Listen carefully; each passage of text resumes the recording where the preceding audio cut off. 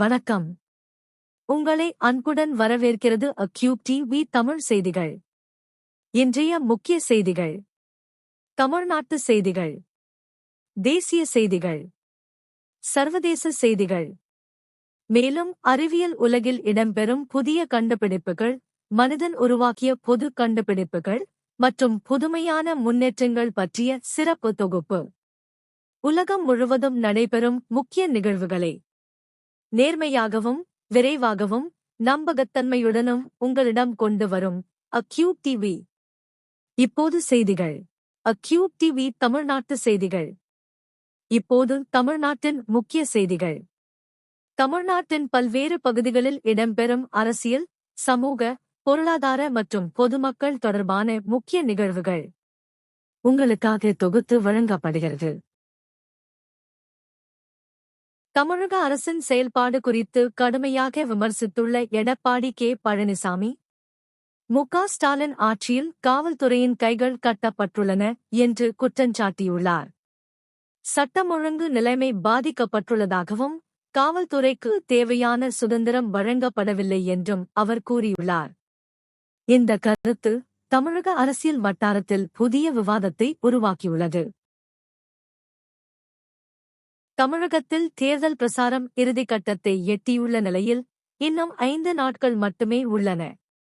இந்த நிலையில் நாளை பிரதமர் நரேந்திர மோடி மற்றும் ராகுல் காந்தி தமிழகத்திற்கு வர உள்ளனர். குறிப்பாக கோவையில் முக்கிய அரசியல் தலைவர்கள் ஒரே நாளில் தீவிரமாக வாக்கு சேகரிப்பில் ஈடுபட உள்ளனர். இதனால் தேர்தல் சூடு தமிழகத்தில் மேலும் அதிகரித்துள்ளது. செங்கல்பட்டு மாவட்டத்தில் அமைந்துள்ள பரம்பொருள் அருளால் புகழ் பெற்ற திருக்கழுக்குன்றம் அருள்மிகு வேதகிரீஸ்வரர் திருக்கோயில் பக்தர்களின் ஆன்மீக மையமாக விளங்கி வருகிறது. இங்கு அருள் பாலிக்கும் திரிபுரசுந்தரி அம்மனுடன் வேதங்களின் தத்துவத்தை எடுத்துரைக்கும் சிவபெருமான் பக்தர்களுக்கு அருள் வழங்கி வருகிறார். பண்டைய காலம் முதல் ருத்ரகோடி பட்சுதீர்த்தம் எனப் போற்றப்படும் இந்த புனித ஸ்தலம் எண்ணற்ற பக்தர்களின் நம்பிக்கையின் சின்னமாக திகழ்கிறது. இந்த ஆண்டு 1435வது பசலி சித்திரை பெருவிழா ஏப்ரல் 21ஆம் தேதி தொடங்கி தொடர்ந்து 11 நாட்கள் பிரமாண்டமாக நடைபெற உள்ளது. இந்த விழா நாட்களில் சிறப்பு பூஜைகள், அபிஷேகங்கள் மற்றும் ஆன்மீக நிகழ்வுகள் நடைபெறவுள்ளதாக கோயில் நிர்வாகம் தெரிவித்துள்ளது. இவ்விழாவில் திரளான பக்தர்கள் கலந்து கொண்டு இறைவனின் அருளைப் பெறுவார்கள் என எதிர்பார்க்கப்படுகிறது. அருள்மிகு வேதகிரீஸ்வரரின் திருவுளம் உலகெங்கும் உள்ள பக்தர்களுக்கு அமைதி, வளம் மற்றும் நன்மையை வழங்கட்டும். தமிழகத்தில் தேர்தல் பிரசாரம் இறுதிக்கட்டத்தை எட்டியுள்ள நிலையில் இன்னும் 5 நாட்கள் மட்டுமே உள்ளன. இந்த நிலையில் நாளை பிரதமர் நரேந்திர மோடி மற்றும் ராகுல் காந்தி தமிழகத்திற்கு வர உள்ளனர். குறிப்பாக கோவையில் முக்கிய அரசியல் தலைவர்கள் ஒரே நாளில் தீவிரமாக வாக்கு சேகரிப்பில் ஈடுபட உள்ளனர். இதனால் தேர்தல் சூடு தமிழகத்தில் மேலும் அதிகரித்துள்ளது. தேர்தல் பிரசாரத்தின் போது நேரக் கட்டுப்பாட்டை மீறியதாக குற்றச்சாட்டு எழுந்துள்ள நிலையில் சீமான் மீது தஞ்சை போலீசார் வழக்கு பதிவு செய்துள்ளனர். பிரசார விதிகளை மீறியதாக கூறி இந்த நடவடிக்கை எடுக்கப்பட்டுள்ளது. இதற்கு பதிலளித்த சீமான் மேடையிலேயே ஆவேசமாக பேசி வழக்கு பதியுங்கள் என சவால் விடுத்துள்ளார். இந்த சம்பவம் அரசியல் வட்டாரத்தில் பரபரப்பை ஏற்படுத்தியுள்ளது. தமிழக அரசியல் மேடையில் பரபரப்பை ஏற்படுத்தும் வகையில் அண்ணாமலை கடுமையாக திமுக ஆட்சியை விமர்சித்துள்ளார். ஊழல் நிறைந்த இந்த ஆட்சியை அறிவாலயத்திற்கே திருப்பி அனுப்ப வேண்டும் என்று அவர் வலியுறுத்தினார். மேலும் வரும் தேர்தலில் மாற்றத்தை உருவாக்க வாக்காளர்கள் முடிவு செய்ய வேண்டும் என்றும் அவர் கேட்டுக்கொண்டார். இந்த அதிரடி பேச்சு தமிழக அரசியல் சூழ்நிலையை மேலும் சூடேற்றியுள்ளது. சென்னை உயர்நீதிமன்ற வழக்கறிஞர் சங்க தேர்தல் வரும் ஏப்ரல் 29ஆம் தேதி நடைபெற உள்ளது. இந்த தேர்தலுக்கான வேட்புமனு தாக்கல் செயல்முறை தற்போது தொடங்கியுள்ளது. பல்வேறு பதவிகளுக்காக பலர் போட்டியிட தயாராக இருப்பதால் இந்த முறை தேர்தல் கடுமையாக இருக்கும் என எதிர்பார்க்கப்படுகிறது. வழக்கறிஞர்கள் மத்தியில் தேர்தல் சூடு ஏற்கனவே அதிகரித்துள்ளது. விக்கிரவாண்டி அருகே லாரிகளில் கடத்தப்பட்ட செம்மரக்கட்டைகள் போலீசாரால் பறிமுதல் செய்யப்பட்டுள்ளன. ரகசிய தகவலின் அடிப்படையில் நடத்தப்பட்ட சோதனையில் இந்த கடத்தல் முயற்சி முறியடிக்கப்பட்டது. பறிமுதல் செய்யப்பட்ட செம்மரக்கட்டைகள் கோடிக்கணக்கான மதிப்புடையவை என அதிகாரிகள் தெரிவித்துள்ளனர். இந்த சம்பவம் மரக்கடத்தல் கும்பல்களின் செயல்பாடுகள் மீண்டும் அதிகரித்து வருவதை காட்டுகிறது. தமிழக உரிமைகள் குறித்து சீமான் தீவிரமாக கருத்து தெரிவித்துள்ளார். தமிழகத்தின் உரிமையை பாதுகாக்க நாங்கள்தான் உண்மையான குரல் என்று அவர் வலியுறுத்தினார். மேலும் மத்திய மற்றும் மாநில அரசுகளின் செயல்பாடுகளை நேரடியாக விமர்சித்த அவர் மாற்றம் தேவை என்று கூறினார். இளைஞர்கள் அரசியலில் அதிகமாக ஈடுபட வேண்டும் எனவும் அவர் அழைப்பு விடுத்தார். இப்போது தேசிய செய்திகள். நாடு முழுவதும் இடம்பெறும் அரசியல், பொருளாதாரம், பாதுகாப்பு மற்றும் முக்கிய தேசிய நிகழ்வுகள் உங்களுக்காக தொகுத்து வழங்கப்படுகிறது. இந்திய அரசியலில் முக்கிய முன்னேற்றமாக கருதப்பட்ட 131வது அரசியலமைப்பு திருத்த மசோதா லோக்சபாவில் நிறைவேறாமல் தோல்வியடைந்துள்ளது. மசோதாவுக்கு ஆதரவாக 278 வாக்குகளும் எதிராக 211 வாக்குகளும் பதிவாகியுள்ளன. மொத்தம் 489 உறுப்பினர்கள் வாக்களித்த நிலையில் தேவையான பெரும்பான்மை கிடைக்காததால் மசோதா நிராகரிக்கப்பட்டது. இந்த முடிவு மத்திய அரசுக்கும் எதிர்க்கட்சிகளுக்கும் இடையே புதிய அரசியல் விவாதங்களை உருவாக்கியுள்ளது.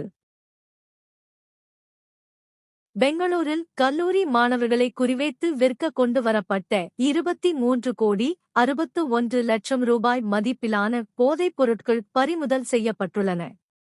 இந்த சம்பவத்தில் வெளிநாட்டு பெண்கள் உள்பட மொத்தம் 10 பேர் கைது செய்யப்பட்டுள்ளனர்.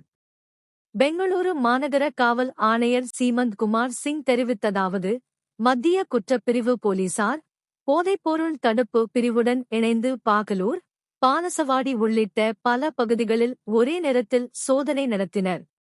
இந்த நடவடிக்கையில் பெரிய அளவிலான போதைப்பொருள் கடத்தல் கும்பல் முறியடிக்கப்பட்டுள்ளது. மாநிலங்களவை துணைத் தலைவராக ஹரிவன்ஷ் நாராயண் சிங் மீண்டும் தேர்வு செய்யப்பட்டுள்ளார். இந்த முறை அவர் போட்டியின்றி ஒருமனதாக தேர்வு செய்யப்பட்டதாக தகவல்கள் தெரிவிக்கின்றன. இதன் மூலம் அவர் தொடர்ந்து 3வது முறையாக இந்த முக்கிய பதவியை வகிக்கிறார். நாடாளுமன்ற அனுபவம் மற்றும் செயல்திறனை கருத்தில் கொண்டு அவருக்கு மீண்டும் இந்த பொறுப்பு வழங்கப்பட்டுள்ளது. மக்களவையில் தொகுதி சீரமைப்பு குறித்து கடும் விவாதம் நடைபெற்றது. இந்த நிலையில் பிரியங்கா காந்தி அமித்ஷாவை கடுமையாக விமர்சித்தார். இந்த தொகுதி சீரமைப்பு ஜனநாயகத்தை அழித்துவிடும் என அவர் குற்றஞ்சாட்டினார். மேலும் அமித்ஷாவின் சாணக்கிய தனத்தை பார்த்தால் ஒரிஜினல் சாணக்கியரே அதிர்ச்சி அடைவார் என கிண்டலாக குறிப்பிட்டார். இந்த கருத்துகள் மக்களவையில் பெரும் பரபரப்பை ஏற்படுத்தியது. அமெரிக்காவின் சிலிகான் வேலியில் கூகுள் போன்ற முன்னணி நிறுவனத்தில் உயர்ந்த சம்பளத்தில் பணியாற்றி வந்த இந்திய பெண் ஒருவர் அதிரடி முடிவு எடுத்துள்ளார்.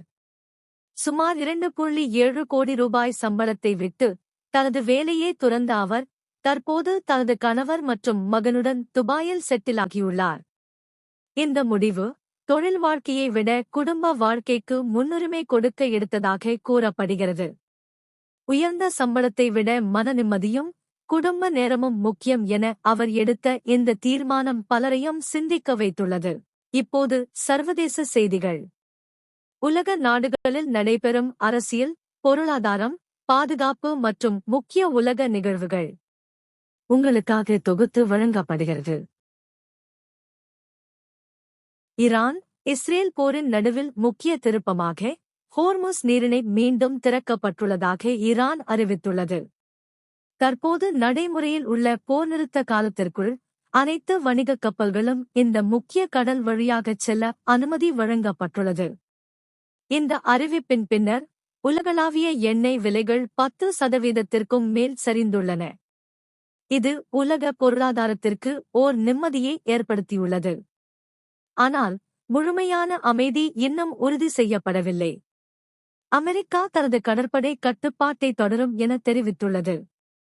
இது மத்திய கிழக்கு பிராந்தியத்தில் பதற்றம் குறையுமா என்ற கேள்வியை எழுப்பியுள்ளது. அடுத்த கட்ட பேச்சுவார்த்தைகள்தான் இந்த போரின் முடிவை தீர்மானிக்க இருக்கின்றன. காசா பகுதியில் நடைபெற்று வரும் போரில் மிகுந்த அதிர்ச்சியூட்டும் தகவலை யுனைடெட் நேஷன்ஸ் வெளியிட்டுள்ளது. அதன்படி 2025ஆம் ஆண்டின் இறுதிக்குள் 38,000க்கும் மேற்பட்ட பெண்கள், சிறுமிகள் மேற்பட்ட பெண்கள் மற்றும் சிறுமிகள் உயிரிழந்திருப்பார்கள் என கணிக்கப்பட்டுள்ளது. இந்த எண்ணிக்கை போர் காரணமாக பெண்கள் மற்றும் குழந்தைகள் எதிர்கொள்ளும் அபாயத்தை மிகத் தெளிவாக வெளிப்படுத்துகிறது. மனிதாபிமான நெருக்கடி நாளுக்கு நாள் மோசமடைந்து வருவதாகவும், பாதுகாப்பு, உணவு, மருத்துவ வசதிகள் ஆகியவை கடுமையாக பாதிக்கப்பட்டுள்ளதாகவும் ஐநா தெரிவித்துள்ளது. உடனடி போர் நிறுத்தம் மற்றும் மனிதாபிமான உதவி வழங்க வேண்டும் என உலக நாடுகளுக்கு யுனைடெட் நேஷன்ஸ் வலியுறுத்தியுள்ளது. இந்த தகவல் உலகளவில் பெரும் அதிர்வலை ஏற்படுத்தியுள்ளது.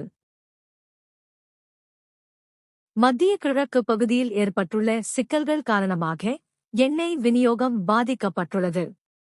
இதனால் ஆசிய நாடுகள் தற்போது அமெரிக்காவை நோக்கி திரும்பி வருகின்றன. குறிப்பாக ஜப்பான் மற்றும் சவுத் கொரியா போன்ற நாடுகள் அமெரிக்க கச்சா எண்ணெய் இறக்குமதியை அதிகரித்து வருகின்றன. இந்த மாற்றம் உலகளாவிய எண்ணெய் சந்தையில் பெரிய தாக்கத்தை ஏற்படுத்தும் என நிபுணர்கள் கூறுகின்றனர்.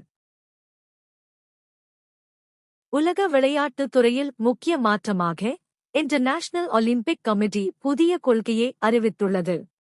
பெண்கள் விளையாட்டு பிரிவின் பாதுகாப்பை உறுதி செய்யும் நோக்கில் இந்த புதிய விதிமுறைகள் அறிமுகப்படுத்தப்பட்டுள்ளன.